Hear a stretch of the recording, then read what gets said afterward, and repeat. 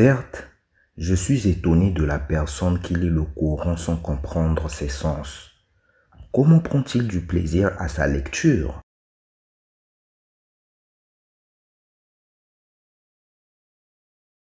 Alhamdulillahi Rabbil Alamin.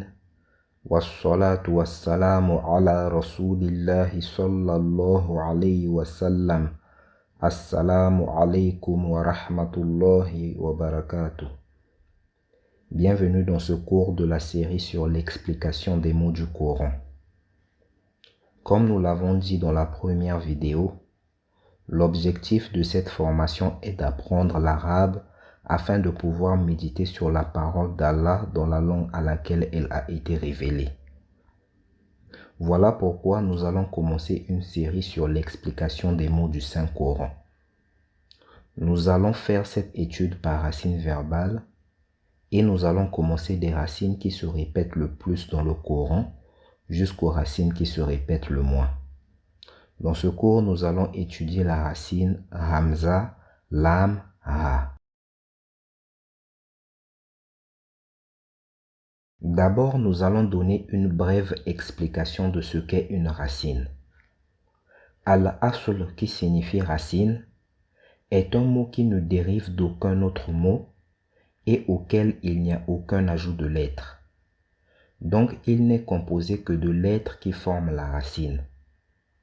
Et de cette racine peut dériver plusieurs mots qui ont dans la majorité des cas un sens proche du sens de la racine.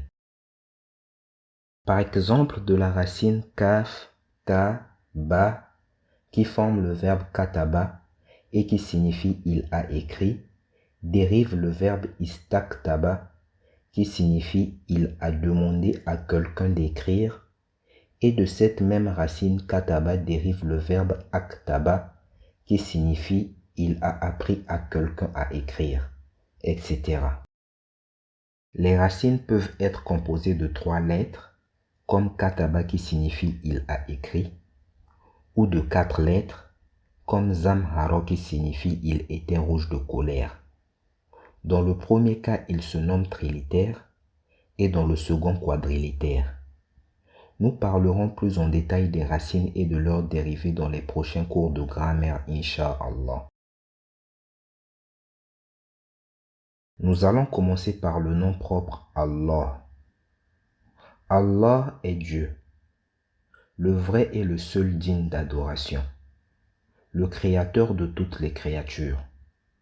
Ce nom est exclusif à Dieu le Créateur. Il n'est pas permis, et cela est même un grand blasphème à une créature d'être appelée par ce nom. À l'inverse des autres noms d'Allah subhanahu wa ta'ala auxquels les créatures peuvent être appelées, tels que Aziz, Malik, etc. C'est pour cela qu'Allah subhanahu wa ta'ala dit dans le chapitre 19, verset 65 du Coran, Rabbus samawati wal ardi wa ma baynahuma fa'buduhu wastabir li'ibadatihi hal ta'lamu lahu samiyya. Il est le Seigneur des cieux et de la terre et de tout ce qui est entre eux. Adore-le donc et sois constant dans son adoration. Lui connais-tu un homonyme? Les savants divergent sur le fait de savoir si ce nom est dérivé d'un autre mot ou si ce nom est statique, c'est-à-dire ne dérive pas d'un mot.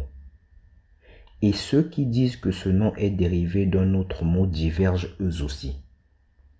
Certains disent qu'il dérive du verbe Allah qui signifie adorer.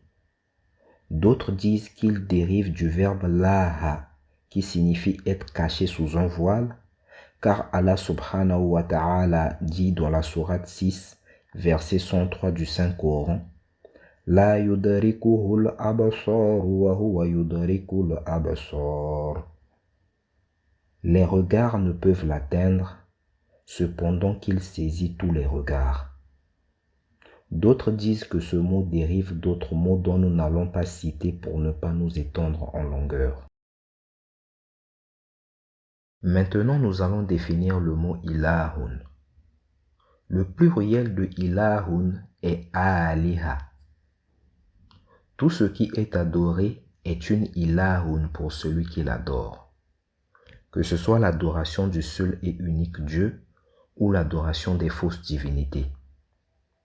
On traduit souvent le mot ilahun en un mot par le mot divinité.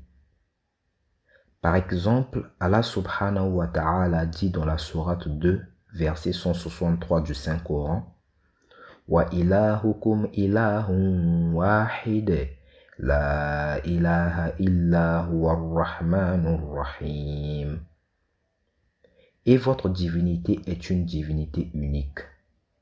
Pas de divinité à part lui, le tout miséricordieux, le très miséricordieux. Dans ce verset, le mot ilahun se rapporte à Allah subhanahu wa ta'ala. Alors que dans ce second verset, وَمَنْ يَدْعُ مَعَ اللَّهِ إِلَهًا آخَرَ لَا بُرْهَانَ لَهُ بِهِ فَإِنَّمَا حِسَابُهُ عِنْدَ رَبِّهِ إِنَّهُ لَا يُفْلِحُ الْكَافِرُونَ.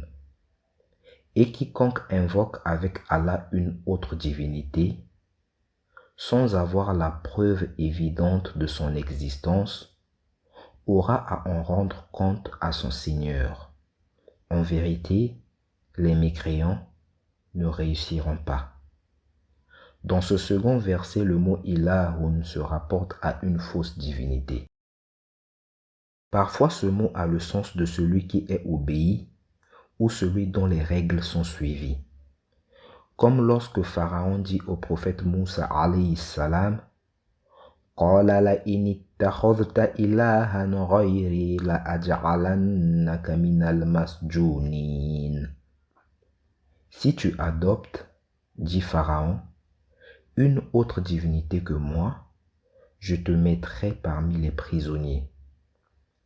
Ici, divinité a le sens de celui qui est obéi ou le chef, et non de celui qui est adoré ou celui à qui on rend un culte.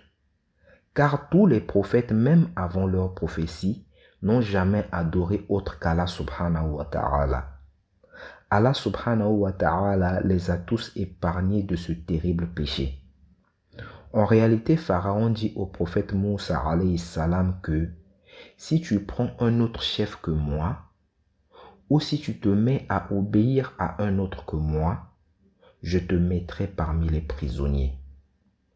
Il en est de même dans la sourate 25, verset 43, où Allah subhanahu wa ta'ala dit « Ara'ayta man ittakhadha ilahahu hawahu afa anta takunu alayhi wakila » Ne vois-tu pas celui qui a fait de sa passion sa divinité?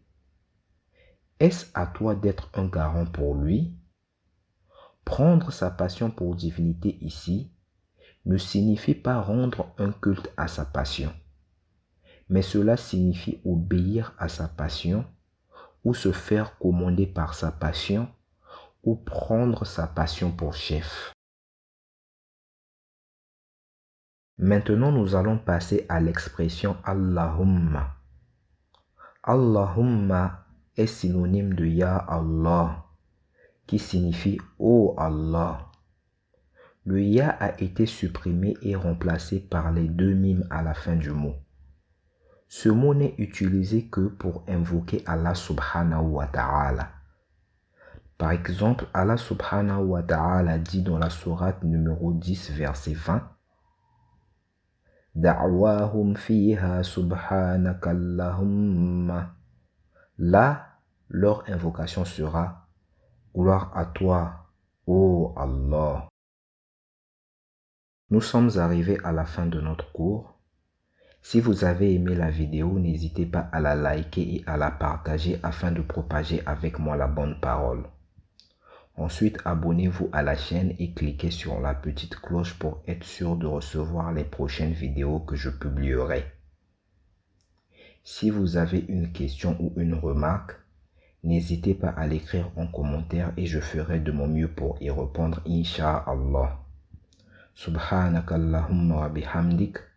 Ashhadu an la ilaha illa ant. Astaghfiruka wa atubu ilayk. Assalamu alaikum wa rahmatullahi wa barakatuh.